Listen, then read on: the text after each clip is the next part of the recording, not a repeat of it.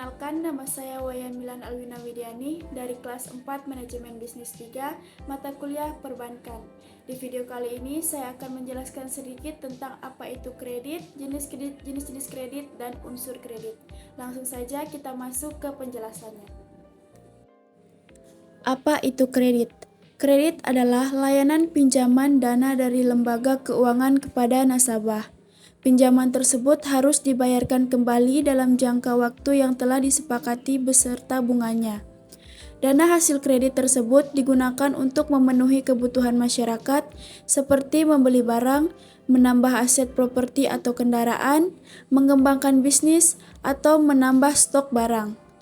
Kredit sejatinya berasal dari bahasa Italia, yakni creder, yang artinya kepercayaan. Dari aspek bahasanya, Anda bisa menyimpulkan bahwa kredit merupakan bentuk kepercayaan dari kreditur atau pihak pemberi kredit kepada debitur atau pihak penerima kredit. Kita masuk pada unsur-unsur kredit. Unsur-unsur kredit ada 9, yaitu yang pertama kepercayaan, yang kedua kesepakatan, yang ketiga jangka waktu, keempat resiko, kelima balas jasa, keenam kreditur, ketujuh debitur, ke-8 jaminan, dan yang ke-9 kelayakan. Kita masuk di jenis-jenis kredit. Ada 10, yaitu yang pertama kredit investasi. Jenis kredit ini tergolong dalam kredit produktif, yakni diajukan untuk kegiatan produksi, investasi, atau menjalankan usaha. Kredit investasi ditujukan kepada perusahaan untuk menjalankan kegiatan investasinya. Yang kedua, kredit usaha rakyat atau KUR. KUR merupakan program pemerintah untuk membantu usaha mikro, kecil dan menengah (UMKM) dalam mendapatkan modal bisnis. Program ini hadir sejak 2007 dan bertujuan agar masyarakat tidak perlu bingung mencari sumber dana untuk menjalankan usahanya. KUR bersedia dalam berbagai bentuk, yaitu KUR mikro ditujukan kepada usaha mikro dengan modal maksimum 25 juta. KUR retail ditujukan kepada usaha kecil atau menengah dengan modal maksimum 500 juta.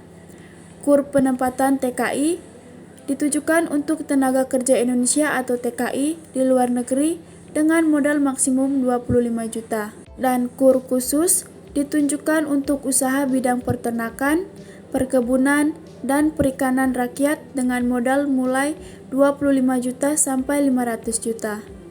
Yang ketiga ada kredit modal kerja atau KMK. Pada dasarnya, KMK mirip seperti kredit investasi karena sama-sama ditujukan kepada perusahaan. Perbedaannya terletak pada jangka waktu yang diberikan dalam melunasi kreditnya. KMK digunakan untuk membiayai kebutuhan perusahaan secara berjangka pendek, seperti pembiayaan utang, pemberian gaji karyawan, pengadaan stok barang, dan lain-lain. Yang keempat, ada kredit perumahan. Bank juga menyediakan kredit perumahan untuk membantu nasabah yang ingin memiliki properti seperti rumah, ruko, gedung, dan lain sebagainya. Anda harus menyediakan jaminan berupa sertifikat rumah atau bentuk aset lainnya untuk memperoleh pinjaman ini, serta melalui proses wawancara bersama pihak bank. Dana kredit tersebut langsung dibayar untuk melunasi biaya pembelian rumah dan Anda cukup melunasi cicilan sesuai kesepakatan.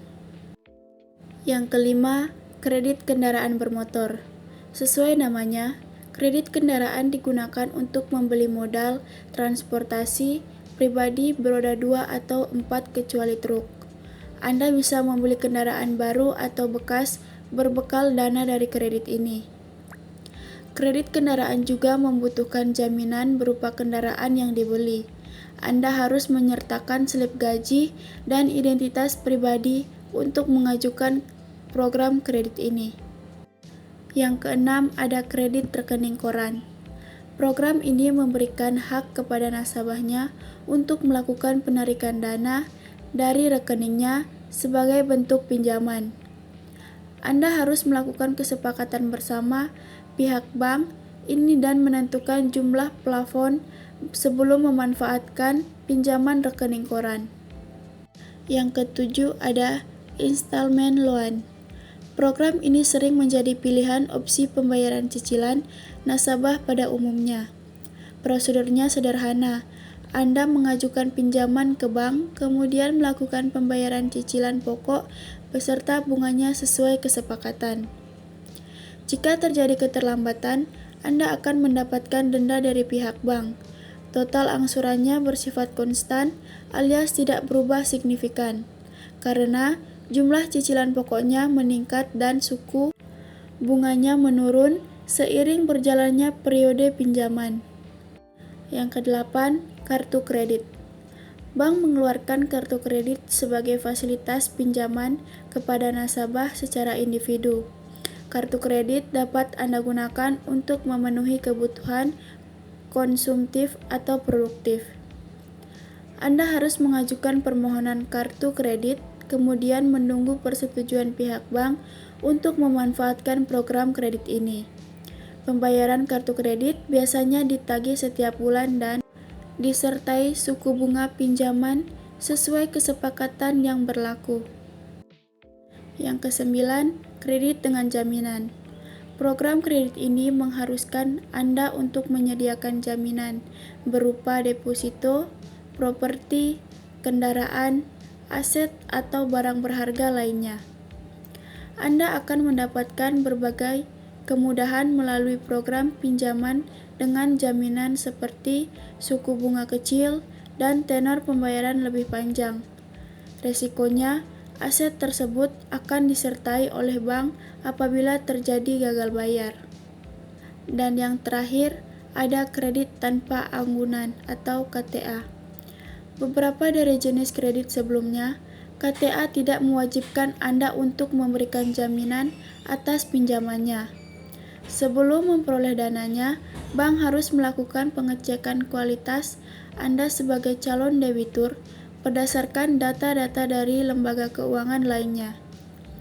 Proses pencairan dananya lebih cepat karena bank tidak perlu melakukan pengecekan aset sebagai jaminannya. Nah, teman-teman, itulah sedikit penjelasan singkat tentang materi kredit. Semoga bisa dimengerti ya. Sekian video dari saya. See you, thank you.